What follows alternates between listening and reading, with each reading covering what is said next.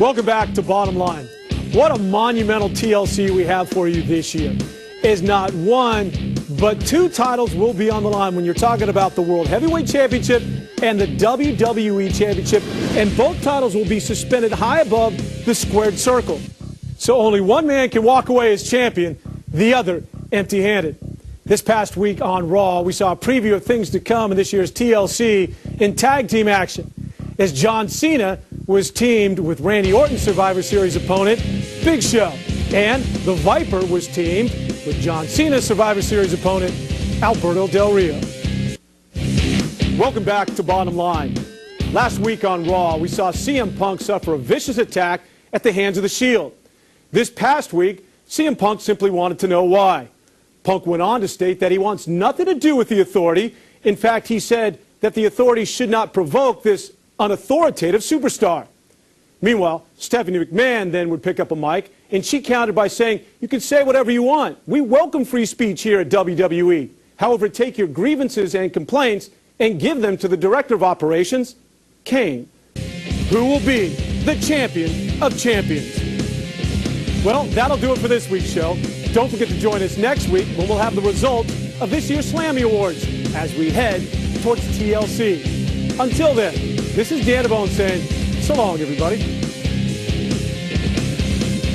Can never have too many pitchers. Meanwhile, John Jaso, of course, suffered the concussions out in Houston. He's on the 7-day DL. What's the latest on him? So he's just kind of in a wait-and-see pattern right now.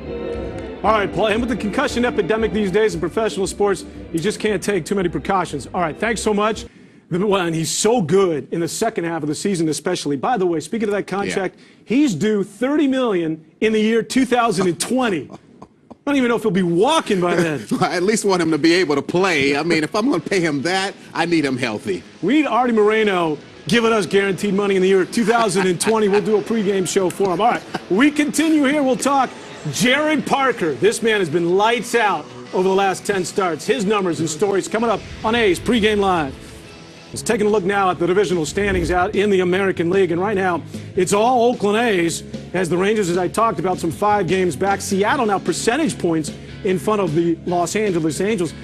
Could the A's potentially, I mean, we're expecting this to be a 2-team race, but could they boat race and run away and hide from people? Well, let's hope so and look up at the A's. And, of course, Texas coming to town for a big series next weekend. For right now, plays of the week. Let's just push play and have a look at what happened in some of the standouts on the day. Look at this bit. That's Yunel Escobar. It hasn't been that frustrating, but it's getting pretty bad for Josh Donaldson. We'll talk about his struggles. Star in the first half of the season, however, looking to find his way in the second half. We're back with A's Pregame Live after this. Seth Smith back in the DH position. Stephen Vogt is your catcher today. Eric Sogard. So much conjecture and talk about this guy potentially being replaced, but he's quietly in the midst of a 6-game hitting streak as Sogard, of course, with this sudden offense, always gives you the good defense. And Bip, I'll put this to you, is, you know, a lot of people talk about Michael Young. Are they going to get Mr. Chase Utley from Philadelphia? But this guy's making a bid to say, hey, forget about those guys. I can take you home. They have to find a way to keep him in the lineup. And those are the best glasses in professional sports since Kurt Rambis was rocking those things back in the 1970s. Or maybe Chris Sable, a teammate of yours? Yeah, teammate of mine. Booski, as we called him. Although his look like those fighter aviator glasses. Meanwhile, having a look at Josh Donaldson, we talked about Sogard doing well in the second half. Not the same for Donaldson. What's wrong with him right now? I mean, let's start. Look at the back of his jersey. Tommy Lasagna, how are you, my man? Lasagna. It's good to see you. That's something you eat.